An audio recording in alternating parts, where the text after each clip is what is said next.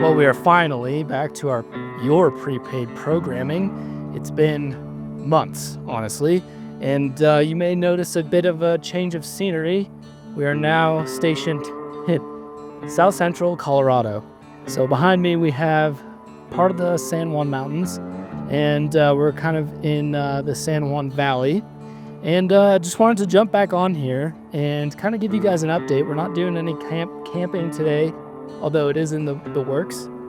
And wanted to give you guys an update on what the heck's been going on, because there's been a lot of changes, and I've been absent for about 40 plus days on this channel. So here's the update. And rolling.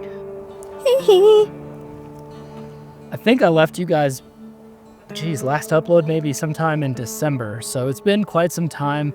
It is now mid-February, which is crazy. And so I'll kind of catch you up from the beginning. If a lot of you guys haven't been watching or keeping updated with the channel, we got into a pretty gnarly car accident back in early October in the Honda Prelude. We got rear-ended. I had owned that car for less than 6 months, totaled it, and I didn't film I didn't film any of it. But what I had essentially done was, after the accident, we had both decided we were just fed up with the area that we were living in and wanted to be somewhere where there's far less people. And we'd visited this part of Colorado the last 2 summers, and we just love it. Basically, we had come to the decision to move at the end of January and end our rental lease there in Tennessee.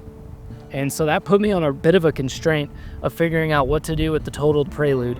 Long story short, I bought it back from insurance, and I found a chassis that had no motor, no transmission in it, of another 91 white Honda Prelude SI, and I got the benefit of having 4-wheel steer on it. So I now have 4-wheel steer in it. But basically, from that time that I got the car up until the time we moved, I was focused on getting the entire car swapped over. So all the parts that were from the totaled car went into the new chassis. So interior, suspension, I had swapped the engine over because it only has like 86,000 miles on it, swapped the transmission over. So everything went over to the new chassis, and then I got rid of the totaled one. So that was probably the main reason, if you would agree, of not putting out content. Was I didn't want to slow myself down and not have the Prelude ready to drive to Colorado by the time we were ready to move out of our rental. So thankfully, I actually finished it with a couple weeks left over.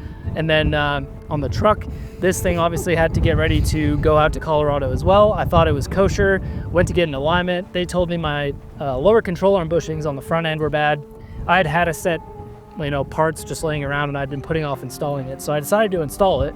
About halfway through the disassembly, because you got to pull apart all the suspension up front, one of the Bilstein shocks exploded in my face, and I basically undid my lower ball joint, and the Bilstein shock had released from the cylinder that's gas pressured from the rod that goes up to the top hat. That released as soon as that ball joint released, the whole thing exploded. And I was basically laying underneath, undoing the lower ball joint, sent the lower control arm smashing into my face at Mach Jesus. And yeah, it was just getting out here. It was definitely a trip. And I think your truck, tell everybody, I think I had the worst of it, but anything you had to deal with? I don't think so. We did the oil change. The oil change on my truck took an hour and a half. I think. It always takes longer. On Yeah, it's just designed really poorly, I think. Yeah, mine was pretty easy. It was just this poor kid, like one thing after another was just, Yeah. you know, the prelude got done. And I don't think you guys understand, like he literally built a car. He had a car come off of a truck. It was bare metal. There was nothing on it. There were no doors on it. The only thing left in it was glass. I had to swap the doors over because it came from California and there was some rust. So I decided to keep everything I possibly could off my perfect non-rusty totaled Prelude. So that meant swapping over the doors, the door locks, swapping over the fenders, the hood, the bumpers. I mean, yeah, so that just in and of itself took him probably a month, so long. month and change. Yeah, so it's just between that and honestly going through the wreck, that was just really hard on us mentally, emotionally, physically. We were both kind of messed up physically for a while after that. So yeah, it was just between him getting the car ready, making sure the trucks were ready, selling as much as we could, and then buying a trailer. We ended up making 2 trips out here too, so that took some extra time. That was like 60 hours in trucks in 4 days to bring the Prelude out. We took my truck, a trailer, his Prelude, and then drove my truck and the trailer back to Tennessee. Did it all over again with your truck, and we're safely here now. We are. And that first trip was terrible. Yeah. We actually intended on only making 1 trip out. That's why we bought the trailer, to fit our stuff between my truck, your truck, and the trailer. And quickly found out that we were going to not have enough room. And we decided on a whim to make another trip basically out here and back as quickly as we could. So we ended up leaving camp at home for, I think we were gone for 2.5 or 3 days. 3 days, I think. Ballpark. Yeah.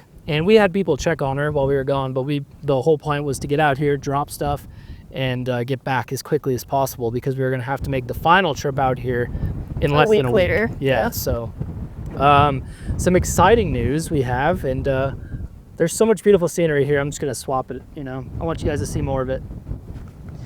I was going to put you guys out here, but that wind coming this way is so gnarly, so we're going to stay behind the truck. But we have this beautiful backdrop, and we're super happy to call Colorado home. Speaking of which, apparently I say it wrong, Colorado. It's supposed to be Colorado. You keep Colorado rad. Yeah. Colorado. That's how it's spelled. Let me in know the comments. Yeah. Do you say Colorado or Colorado? If you say it quick enough, it's just like Colorado. Colorado. Okay. Beside the point. So the exciting news we wanted to share is we found a rental house in this valley that we're currently living in, and we are just about to purchase a 35-acre property in this. We're still sticking around the same area. It's about an hour away from where we're currently living, but we have found a 35-acre plot in the middle of nowhere, just backdrop similar to this. The front yard looks similar to this, but even better. You have the Rockies out the front and then a valley of mountains behind us. So we're going to be doing basically a passive solar off-grid home because there's no electric out there. You have to dig your own well, septic and all that.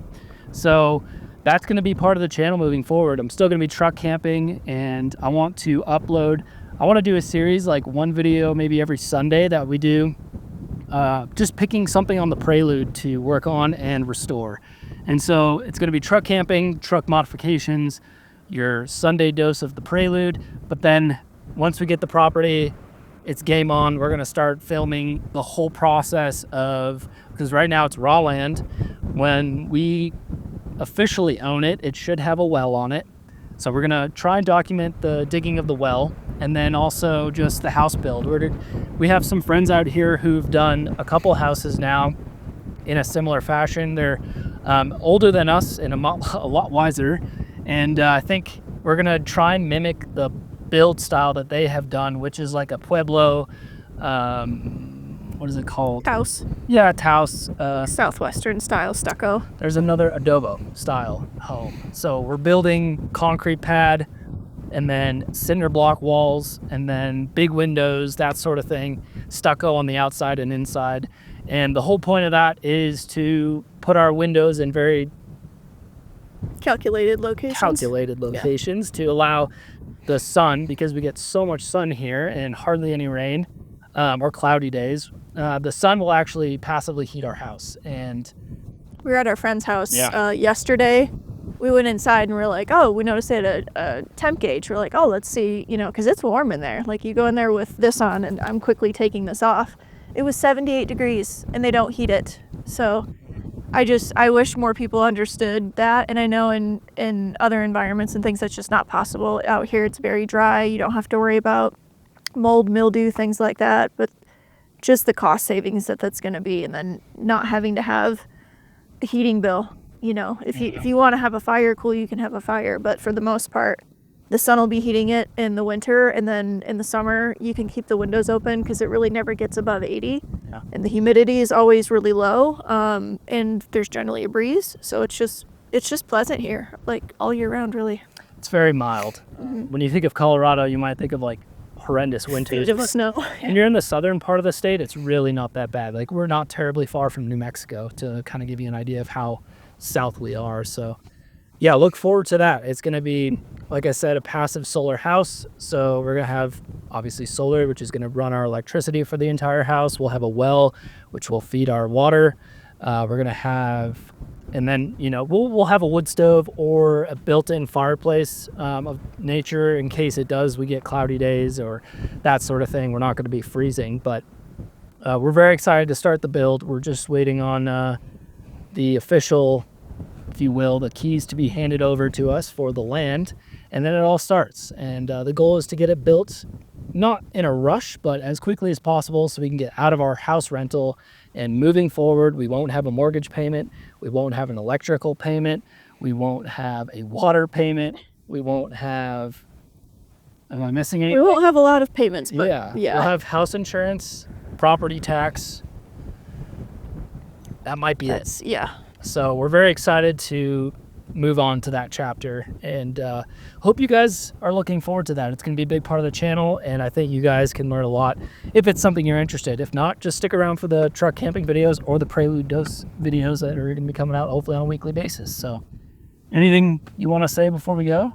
I don't think so. Just really excited. I'm happy to finally be here. I came out here for the first time 2 years ago, and I'm like, I will live here someday. And it just came a lot faster than I was expecting, but in a really good way. Yeah, Agreed. we're very happy here, and very happy to just start over, kind of. Yeah, clean slate and beautiful place. So stay tuned for upcoming videos. To give you guys an idea, I'm hoping to be uploading a couple times a week. So we're going to get back into the rhythm.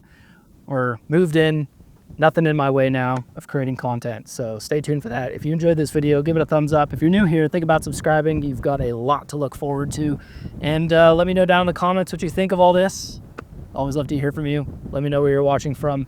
And with that being said, we will see you in the next video. Love you all. Keep elevating. Adios.